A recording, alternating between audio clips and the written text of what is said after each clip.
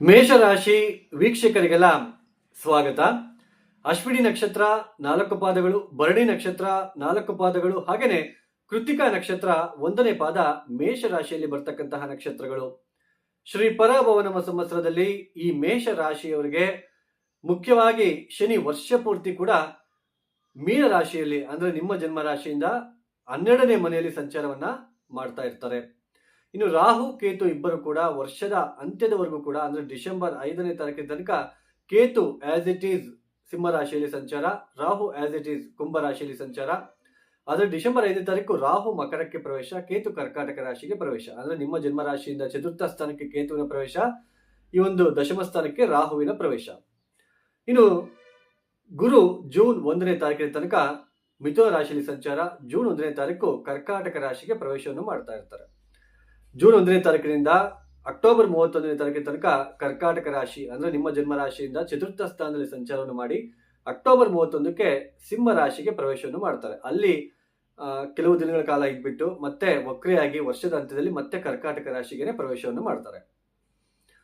ಈ ಎಲ್ಲ ಒಂದು ಗ್ರಹ ಸಂಚಾರ ರೀತ್ಯ ಮೇಷರಾಶಿ ವೀಕ್ಷಕರು ಒಂದು ಮುಖ್ಯವಾಗಿರ್ತಕ್ಕಂತಹ ವಿಷಯವನ್ನ ಗಮನಿಸಲೇಬೇಕು. ನಾವು ಈ ಗೋಚಾರದಿಂದ ಈ ಗುರುಬಲ, ಶನಿಬಲ, ಆದಾಯ, ವ್ಯಯ ಫಲಿತಾಂಶಗಳನ್ನ ಹೇಳ್ತಾ ಇದ್ದೇವೆ. ಒಂದು ರಾಶಿಗೆ ಈ ವರ್ಷ ಗುರುಬಲ ಇದ್ರೆ ಮುಂದಿನ ವರ್ಷ ಆ ರಾಶಿಗೆ ಗುರುಬಲ ಇರೋದಿಲ್ಲ. ಹಾಗೇನೆ ನಮಗೆ 7.5 ಶನಿ ಮುಕ್ತ ಆಗಿದೆ, ಅಷ್ಟಮ ಶನಿ ಮುಕ್ತ ಆಗಿದೆ, ಕೆಲವರು ಅರ್ಧಾಷ್ಟಮ ಶನಿ ಮುಕ್ತ ಆಗಿದೆ, ಆದ್ರೂ ನಮ್ಗೆ ಒಳ್ಳೇದಾಗ್ತಿಲ್ಲ ಅಂತ ಹೇಳ್ತಾ ಇರ್ತಾರೆ. ಈ ಗೋಚಾರದಲ್ಲಿರ್ತಕ್ಕಂತಹ ಗುರುಬಲ, ಶನಿಬಲ, ಆದಾಯ, ವ್ಯಯ ಫಲಿತಾಂಶದಿಂದಲೇ ನಮ್ಮ ಜೀವನದಲ್ಲಿ ಎಲ್ಲವೂ ಕೂಡ ನಡೆಯುವುದಿಲ್ಲ. ನಮ್ಮ ವೈಯಕ್ತಿಕ ಜನ್ಮ ಜಾತಕ ರೀತ್ಯ ಶುಭ ಕಾರಕತ್ವ ವಹಿಸ್ತಕ್ಕಂತಹ ಗ್ರಹ ದಶಭುಕ್ತಿ ಏನಾದ್ರು ನಡೀತಾ ಇದ್ದಾಗ ನಮ್ಮ ಜೀವನ ಸ್ಮೂತ್ ಆಗಿ ಹೋಗ್ತಾ ಇರುತ್ತೆ. ಯಾವುದೇ ತರಹದ ತೊಂದರೆ ತಾಪತ್ರ ಇಲ್ದಂಗೆ ಆರಾಮಾಗಿ ನೆಮ್ಮದಿಯಾಗಿ ಹೋಗ್ತಾ ಇರುತ್ತೆ ಜೀವನ. ಆ ಸಮಯದಲ್ಲಿ ಗುರುಬಲ ಬಂದ್ರೆ ಮತ್ತಷ್ಟು ಶುಭ ಫಲಿತಾಂಶಗಳನ್ನ ಪಡ್ಕೊಂತೀವಿ. ಆ ಸಮಯದಲ್ಲಿ ಗುರುಬಲ ಇಲ್ಲ ಅಂದ್ರೂ ಕೂಡ ಶುಭ ಫಲಿತಾಂಶಗಳನ್ನೇ ನಾವು ಅನುಭವಿಸ್ತಾ ಇರ್ತೀವಿ. ಆದ್ರೆ ನಮ್ಮ ವೈಯಕ್ತಿಕ ಜನ್ಮ ಜಾತಕ ರೀತ್ಯ ಈ ಒಂದು ಪಾಪಗ್ರಹಗಳ ದಶಾಭಕ್ತಿ ನಡೀತಾ ಇರಬೇಕಾದ್ರೆ ನಮ್ಮ ಜೀವನ ಸ್ಮೂತ್ ಆಗಿರೋದಿಲ್ಲ. ತೊಂದರೆ ತಾಪತ್ರೆಗಳು, ಸಾಕಷ್ಟು ನೋವನ್ನು ಪಡ್ತಾ ಇರಬೇಕಾದ್ರೆ ಪರಿಸ್ಥಿತಿ ನಮಗೆ ನಿರ್ಮಾಣ ಆಗ್ತಾ ಇರುತ್ತೆ. ಉದ್ಯೋಗದಲ್ಲಾಗಿರ್ಬೋದು, ಆರ್ಥಿಕ ವಿಚಾರದಲ್ಲಾಗಿರ್ಬೋದು, ಸಾಂಸಾರಿಕ ಜೀವನದಲ್ಲಾಗಿರ್ಬೋದು, ಏನಾದ್ರು ತೊಂದರೆ ಅನುಭವಿಸ್ತಾ ಇರ್ತೀವಿ. ಆ ಸಮಯದಲ್ಲಿ ಏನಾದ್ರೂ ಗುರುಬಲ ಬಂದ್ರೆ ಎಷ್ಟು ದಿನ ಗುರುಬಲ ಇರುತ್ತೋ ಅಷ್ಟು ದಿನ ಉಸಿರಾಡ್ತೀವಿ. ಆತ್ಮಸ್ಥೈರ್ಯ, ಧೈರ್ಯ ಬರುತ್ತೆ. ಯಾರೋ 4 ಜನ ಸಹಾಯ ಮಾಡ್ತಾರೆ, 4 ರೂಪಾಯಿ ಕೈಗೆ ಸಿಗುತ್ತೆ.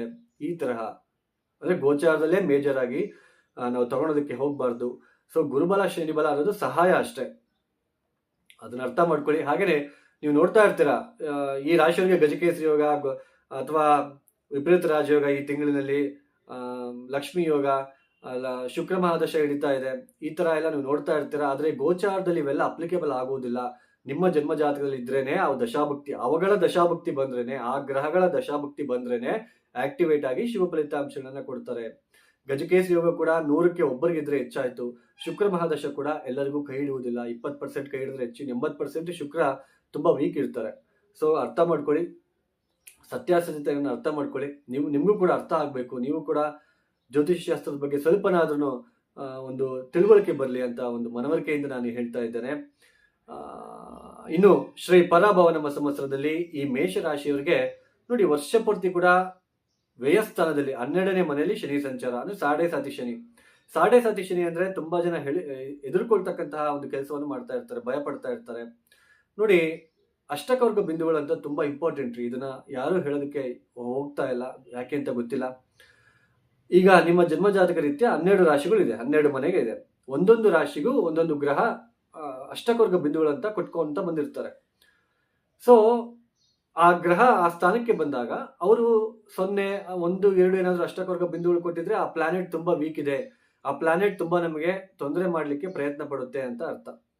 ಅಥವಾ ಅಷ್ಟಕವರ್ಗ ಬಿಂದುಗಳು 4, 5, 6 ಏನಾದ್ರು ಕೊಟ್ಟಿದ್ರೆ ಆ ಪ್ಲಾನೆಟ್ ತೊಂದರೆ ಕೊಟ್ಟರು ಅದರಿಂದ ಹೊರಗಡೆ ಬರ್ಲಿಕ್ಕೆ ಸಹಾಯನೂ ಮಾಡುತ್ತೆ ಅಂತ ಅರ್ಥ. 12ನೇ ಮನೆಯಲ್ಲಿ ಶನಿ ಬಂದಾಗ, 7.5 ಶನಿ ಬಂದಾಗ ಈ ಸಮಯದಲ್ಲೇ ನಿಮಗೆ ಏನಾದ್ರೂ ಶನಿ ಮಹಾದಶನೋ ಶನಿ ಭುಕ್ತಿ ಬಂದ್ರೆ ನಿಮ್ಮ ಜಾತಕ ರೀತ್ಯ ಇನ್ನಷ್ಟು ತೊಂದರೆ ತಾಪತ್ರಗಳನ್ನ ಅನುಭವಿಸಬೇಕಾಗಿರೋ ಪರಿಸ್ಥಿತಿ ನಿರ್ಮಾಣ ಆಗ್ತಕ್ಕಂಥದ್ದು. ಒಟ್ಟಾರೆಯಾಗಿ 12ನೇ ಮನೆಯಲ್ಲಿ ಶನಿಯಂತಹ ಗ್ರಹ, ಕರ್ಮಕಾರಕ ಗ್ರಹ ಶನಿ ಬಂದಾಗ ನೋಡಿ, ಮುಖ್ಯವಾಗಿ ದಿನನಿತ್ಯದ ಜೀವನದಲ್ಲಿ ಹಲವಾರು ಬದಲಾವಣೆಗಳನ್ನ ನೀವು ನೋಡ್ತಾ ಬರ್ತಾ ಇದ್ದೀರಾ ಆಲ್ರೆಡಿ. ಏನು, ರಾತ್ರಿ ಬೇಗ ಮಲ್ಕೊಂಡ್ಬಿಟ್ಟು ಬೆಳಗ್ಗೆ ಬೇಗ ಎದ್ದು ಪೂಜೆ ಪುನಸ್ಕಾರಗಳನ್ನ ಮಾಡ್ಕೊಂಡು ಬರ್ತಾ ಇರ್ತಕ್ಕಂಥವ್ರು ಕೂಡ ಈ 7.5 ಶನಿ ಪ್ರಾರಂಭ ಆದ ದಿನದಿಂದನೇ ರಾತ್ರಿ ಹೊತ್ತು ಬೇಗ ಮಲಗೋಕ್ಕಾಗಲ್ಲ, ಬೇಗ ನಿದ್ದೆ ಬರಲ್ಲ, ಬೆಳಗ್ಗೆ ಬೇಗ ಹೇಳಕ್ಕಾಗಲ್ಲ, ಪೂಜೆ ಮಾಡಕ್ ಮನ್ಸು ಬರಲ್ಲ, ಒಂದು ದೇವಸ್ಥಾನ ಹೋಗೋಕ್ಕೂ ಮನ್ಸು ಬರಲ್ಲ. ಈ ತರಹದ ಬದಲಾವಣೆಗಳು. ಹಾಗೇನೆ ಉದ್ಯೋಗ ಮಾಡ್ತಕ್ಕಂತಹ ಸ್ಥಳದಲ್ಲಿ ಆಕಸ್ಮಿಕ ಬದಲಾವಣೆಗಳನ್ನ ನೋಡ್ತಾ ಬರ್ತಿದ್ದೀರಾ. ಸ್ಟ್ರೆಸ್ಸು, ಉದ್ಯೋಗ ಹೋಗ್ಬಿಡುತ್ತೇನೋ, ಉದ್ಯೋಗ ಮಾಡ್ತಕ್ಕಂತಹ ಸ್ಥಳದಲ್ಲಿ ರಹಸ್ಯ ಶತ್ರುಗಳು ಏನಾದ್ರೂ ಇರ್ತಕ್ಕಂತಹ ಸಾಧ್ಯತೆ, ಯಾರಾದ್ರೂ ಒಂದು ಕಿರಿಕಿರಿ ಮಾಡ್ತಾ ಇರ್ತಾರೆ ನಿಮ್ಗೆ ಉದ್ಯೋಗ ಮಾಡ್ತಕ್ಕಂತಹ ಸ್ಥಳದಲ್ಲಿ.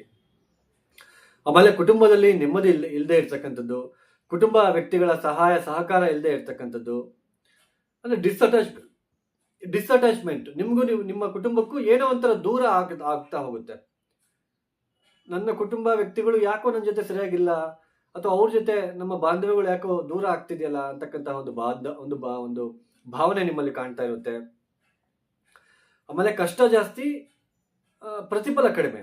ಕಷ್ಟಪಡ್ತೀರಾ ಬಟ್ ದುಡ್ಡು ಕಡಿಮೆ.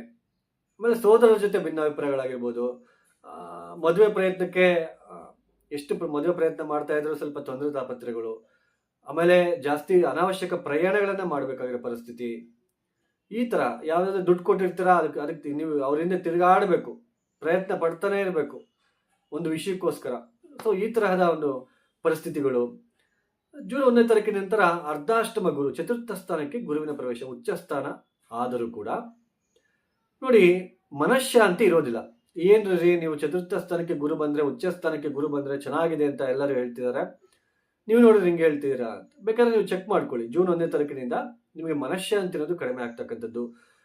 ಆಕಸ್ಮಿಕ ಗೃಹ ಬದಲಾವಣೆಗಳು, ಮನೆ ಚೇಂಜ್ ಮಾಡಬೇಕಾಗಿರೋ ಪರಿಸ್ಥಿತಿ, ಆಕಸ್ಮಿಕವಾಗಿ ಉದ್ಯೋಗ ಬದಲಾವಣೆಗಳನ್ನು ಮಾಡಬೇಕಾಗಿರೋ ಪರಿಸ್ಥಿತಿ, ಸಡನ್ ಆಗಿ ಟ್ರಾನ್ಸ್ಫರ್ ಆಗ್ತಕ್ಕಂಥದ್ದು, ಇಷ್ಟ ಇಲ್ಲದೆ ಇರೋ ಪ್ಲೇಸ್ಗೆ ಟ್ರಾನ್ಸ್ಫರ್ ಆಗ್ತಕ್ಕಂಥದ್ದು, ಇಷ್ಟ ಇಲ್ಲದೆ ಇರೋ ಒಂದು ಕೆಲಸಗಳನ್ನ ಮಾಡಬೇಕಾಗಿರೋ ಪರಿಸ್ಥಿತಿ ನಿರ್ಮಾಣ ಆಗ್ತಕ್ಕಂಥದ್ದು, ಲೋನ್ಗೆ ಅಪ್ಲೈ ಮಾಡಿಬಿಟ್ಟು ಸಾಲ ಮಾಡಿ ಆದರೂ ಸೈಟ್ ತಗೊಂತೀರಾ, ಅಥವಾ ಮನೆ ತಗೊಳೋದಕ್ಕೆ ಅವಕಾಶ, ಅಥವಾ ವಾಹನ ತಗೊಳೋದಕ್ಕೆ ಅವಕಾಶ ಸಿಗುತ್ತೆ. ಬಟ್ ಸಾಲ ಮಾಡಬೇಕು, ಲೋನ್ಗೆ ಅಪ್ಲೈ ಮಾಡಿ ತಗೋಬೇಕು.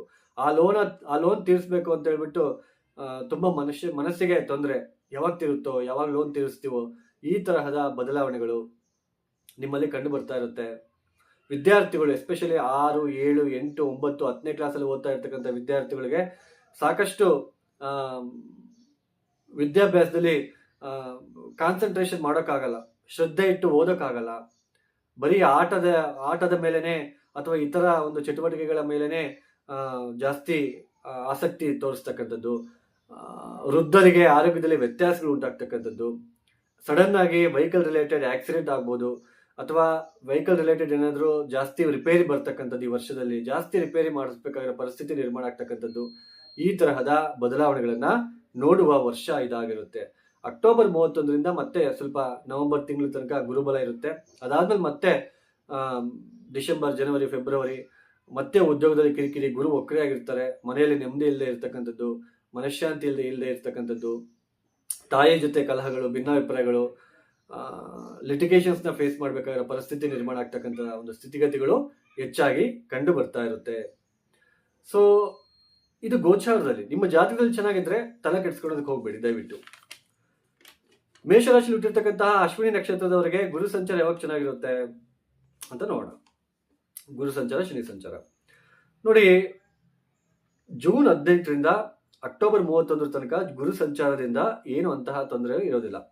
ಶನಿ ಸಂಚಾರನು ಕೂಡ ಈ ವರ್ಷ ಪೂರ್ತಿ ಕೂಡ ಶನಿ ಸಂಚಾರ ಕೂಡ ಅಷ್ಟೊಂದು ತೊಂದರೆ ಕೊಡಲ್ಲ. ಬೇಕಾದ್ರೆ ಚೆಕ್ ಮಾಡ್ಕೊಳ್ಳಿ ನೀವೇ, ಏನು ಅಂತಹ ಮೇಜರ್ ಆಗಿ ತೊಂದರೆ ಕೊಡಲ್ಲ. ಬಟ್ ಭರಣಿ ನಕ್ಷತ್ರದಲ್ಲಿ ಹುಟ್ಟಿರ್ತಕ್ಕಂಥವ್ರಿಗೆ ಗುರು ಸಂಚಾರ ಯಾವಾಗ ಚೆನ್ನಾಗಿರುತ್ತೆ ಅಂದ್ರೆ ಈ ತೃತೀಯ ಸ್ಥಾನದಲ್ಲಿ ಮಾರ್ಚ್, ಏಪ್ರಿಲ್, ಮೇ, ಜೂನ್ ತೃತೀಯ ಸ್ಥಾನದಲ್ಲಿ ಸಂಚಾರ ಮಾಡ್ತಾ ಇರೋ ಕಾಲ ಸ್ವಲ್ಪ ಚೆನ್ನಾಗಿರುತ್ತೆ. ಆಮೇಲೆ ಆಗಸ್ಟ್ 19ರಿಂದ ಸ್ವಲ್ಪ ಕಾಲ ಅನ್ನೋದು ಚೆನ್ನಾಗಿರುತ್ತೆ, ನವೆಂಬರ್ ತನಕ. ಶನಿ ಸಂಚಾರ ಯಾವಾಗ ಚೆನ್ನಾಗಿರುತ್ತೆ ಅಂದ್ರೆ ಮೇ 17ರಿಂದ ಸ್ವಲ್ಪ ಶನಿ ಸಂಚಾರ ಚೆನ್ನಾಗಿರುತ್ತೆ. ಮೇ 17 ತನಕ ಸ್ವಲ್ಪ ಶನಿ ಸಂಚಾರ ಚೆನ್ನಾಗಿರೋದಿಲ್ಲ. ಕೃತಿಕಾ ನಕ್ಷತ್ರ 1ನೇ ಪಾದದಲ್ಲಿ ಹುಟ್ಟಿರ್ತಕ್ಕಂಥವ್ರಿಗೆ ಗುರು ಸಂಚಾರ ಜೂನ್ 18ರಿಂದ ಆಗಸ್ಟ್ 19, ಮತ್ತೆ ನವೆಂಬರ್ ತಿಂಗಳಲ್ಲಿ ಸ್ವಲ್ಪ ಚೆನ್ನಾಗಿರುತ್ತೆ. ಮತ್ತೆ ಶನಿ ಸಂಚಾರ ಯಾವಾಗ ಚೆನ್ನಾಗಿರುತ್ತೆ ಇವ್ರಿಗೆ ಮೇ 17 ತನಕ ಚೆನ್ನಾಗಿರುತ್ತೆ. ಮೇಷರಾಶಿಯಲ್ಲಿ ಹುಟ್ಟಿರ್ತಕ್ಕಂತಹ ಸ್ತ್ರೀ ಪುರುಷರಿಬ್ಬರು ಕೂಡ, ಪ್ರತಿ ನಕ್ಷತ್ರದವರು ಕೂಡ ವೀರಭದ್ರ ದರ್ಶನ ಮಾಡ್ಕೊಳ್ಳಿ. ವೃದ್ಧಾಶ್ರಮಗಳಿಗೆ ಊಟದ ವ್ಯವಸ್ಥೆ ಮಾಡಿಸಿ, ಅಕ್ಕಿ ದಾನ ಮಾಡಿ. ನಾವು ಹೇಳ್ತಾ ಇರ್ತೀವಿ ದಾನ ಮಾಡಿ ಅಂತ ಹೇಳ್ಬಿಟ್ಟು. ನಮಗೆ ಇದೇ ಜನ್ಮದಲ್ಲಿ ದಾನ ಮಾಡಿರೋ ಫಲ ಸಿಗ್ಬೇಕಂದ್ರೆ ಅದು ಒಂದೇ ಒಂದು ದಾನದಿಂದ ಮಾತ್ರ ಸಿಗುತ್ತೆ, ಅದು ಅನ್ನದಾನದಿಂದ. ಅನ್ನದಾನದಿಂದ ಮಾತ್ರ ನೀವು ಈ ಜನ್ಮದಲ್ಲಿ ಮಾಡಿರ್ತಕ್ಕಂಥ ಅನ್ನದಾನದಿಂದ ಈ ಜನ್ಮದಲ್ಲಿ ನೀವು ಆ ಫಲವನ್ನು ನೋಡ್ತೀರಾ. ಅಂದ್ರೆ ಎಷ್ಟು ಅನ್ನದಾನ ಮಾಡ್ತಿರೋ, ಎಷ್ಟು ವೃದ್ಧಾಶ್ರಮಕ್ಕೆ ನೀವು ಅನ್ನ ಕೊಟ್ಬಿಟ್ಟು ಬರ್ತೀರೋ ಅಷ್ಟು ಒಳ್ಳೇದು.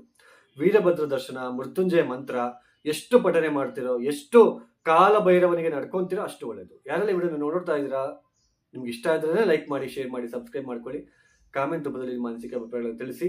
ಸರ್ವೇ ಜನೋ ಸುಖಿನೋ ಭವಂತು. ಧನ್ಯವಾದಗಳು. ಜೈ ಶ್ರೀರಾಮ್.